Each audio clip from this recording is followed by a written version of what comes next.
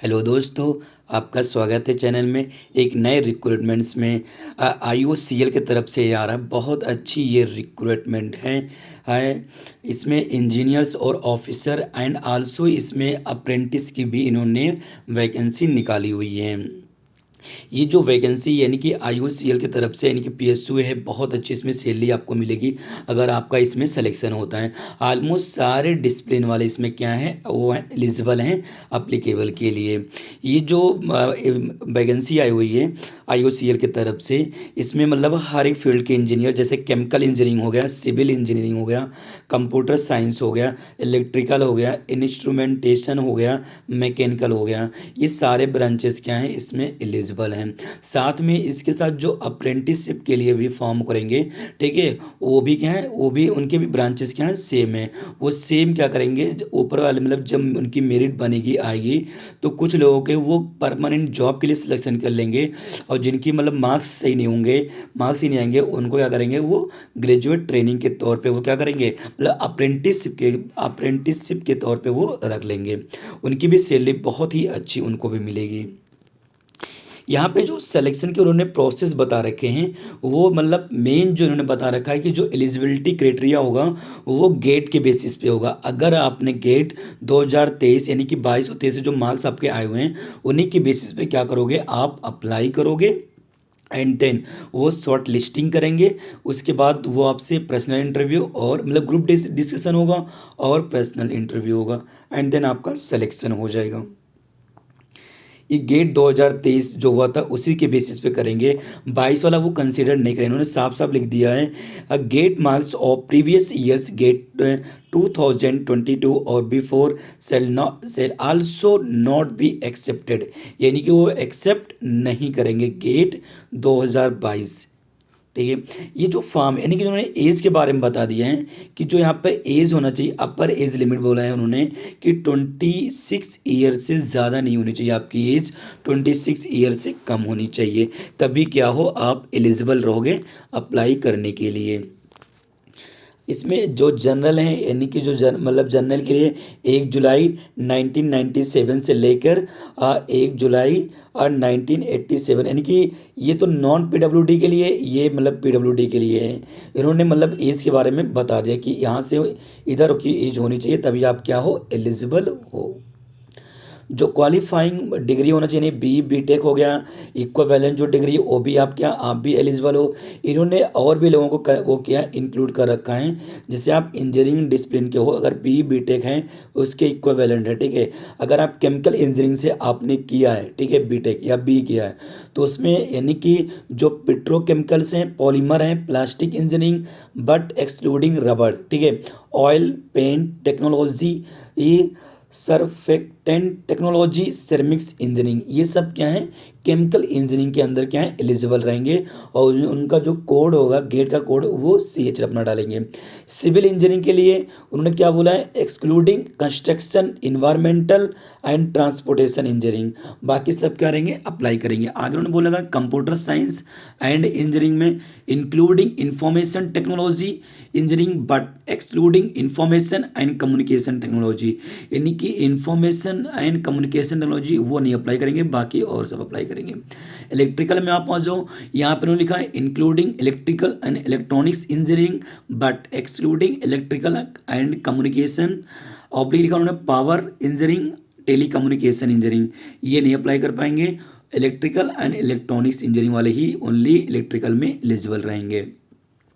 Instrumentation engineering में क्या है कि including electronics and instrumentation engineering, instrumentation and control engineering, ये एलिजिबल हैं, बाकी आगे के वो एलिजिबल नहीं होंगे।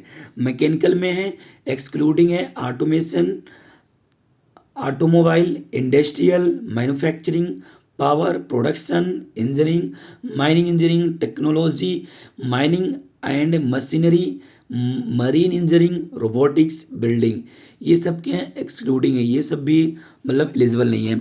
तो मैकेनिकल की जो कोड है वो क्या है, एमई है, ठीक है। आगे बोला candidates pursuing completed their graduation B BTech in combined and oblique integrated disciplines interdisciplinary subject like mechatronics, robotics etcetera will not be eligible, यानी कि ये सब एलिजिबल नहीं होंगे, ठीक है। एंड यहाँ पे उन्होंने जो बोल रखा है कि जो ग्रेजुएट हैं, tech candidate pursuing M E M tech as integrated course और dual degree course of B B tech program, ठीक है। इसके बारे में आप जूम करके पढ़ लीजिएगा, ठीक है, ये आप रीड कर लीजिएगा, ठीक है। तो ये सारी चीज़ें उन्होंने बता रखा है हर एक उसके बारे में। मेन यहाँ पे आता है minimum marks and qualifying degree, ठीक है। आपके पास यानी कि जो जनरल के जो डिग्री के मार्क्स हैं वो 65% होना चाहिए। जो SC ST PWD हैं उनके 55% हो, तभी क्या हो, आप एलिजिबल हो, आपके डिग्री में इतने मार्क्स होंगे। नेक्स्ट उन्होंने क्या कहा आपसे, हाँ, documents to avail reservation in post. अगर आप रिजर्वेशन की कैटेगरी में आते हो तो आपके पास डॉक्यूमेंट होने चाहिए। जैसे OBC के हो तो OBC का डॉक्यूमेंट होना चाहिए। SC ST के हो तो आपके पास SC ST के डॉक्यूमेंट होना चाहिए। अगर आप डिसेबिलिटी है तो आप उसके डॉक्यूमेंट्स होना चाहिए। यानी आपको सारे डॉक्यूमेंट क्या करने पड़ेंगे, अपलोड करने पड़ेंगे, उनको बताने पड़ेंगे। एंड आगे नेक्स्ट आते हैं, ठीक है। हाँ, फिजिकल फिटनेस भी वो क्या करेंगे, आपकी चेक करेंगे कि वो फिजिकल आप फिटनेस हो कि नहीं। ये आप रेट कीजिए उन्होंने क्या मांगा है फिजिकल में। हाँ, ये अप्लाई करने के लिए वेबसाइट है, ठीक है, डिस्क्रिप्शन में मेरी लिंक आपको मिल जाएगी। यहाँ से जाकर आप क्या कर लोगे, अप्लाई आपको करना है। आपको ये सारी चीज़ों की नीड पड़ेगी, जो आप रेडी कर लोगे तो आप सारी चीज़ें जान जाओगे, क्या क्या चीज़ें अप्लीकेशन फॉर्म भरते वक्त ज़रूरत पड़ेगी आपको। हाँ, यहाँ पे जो सिलेक्शन उन्होंने प्रोसेस बता रखा है वो गेट 2023 के मार्क्स के अकॉर्डिंग फिर पर्सनल इंटरव्यू होगा, GD होगी या फिर ग्रुप टास्क से। इन तीन के बेसिस पे क्या करेंगे, वो आपका सिलेक्शन करेंगे। उन्होंने शॉर्ट लिस्टिंग प्रोसेस में नीचे उन्होंने लिख लिख रखा है, GATE 2023 examination does not graduate guarantee shortlisted for GT and personal interview. ये गारंटी नहीं है, ठीक है, जो कि एग्जामिनेशन क्या होगा, नहीं हो उनका, ठीक है, वो कुछ और भी करा सकते हैं जब आपका वो शॉर्ट लिस्टिंग करेंगे। डॉक्यूमेंट रेडीनेस होगा, ये आप देख लीजिएगा।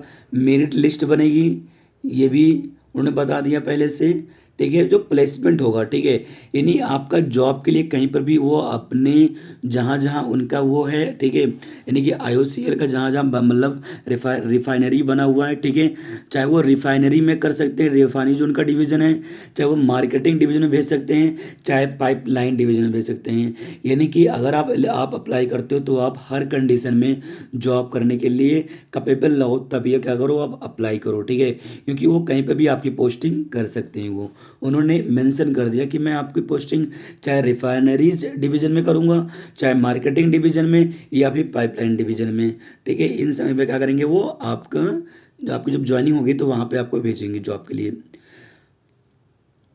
हाँ, जो यहाँ पे ज्वाइनिंग टाइम होगी तो आपको 50,000 सैलरी, मतलब उसके मतलब ऐसा बेसिक पे होगा। आपकी जो सैलरी आप ट्रेनिंग जो हो जाएगी वो मतलब 50,000 से लेके 1,60,000 के बीच में आपकी सैलरी रहेगी। जो पूरा CTC आपकी पर एनम बनेगी वो 16.8 लाख पर एनम बनेगा।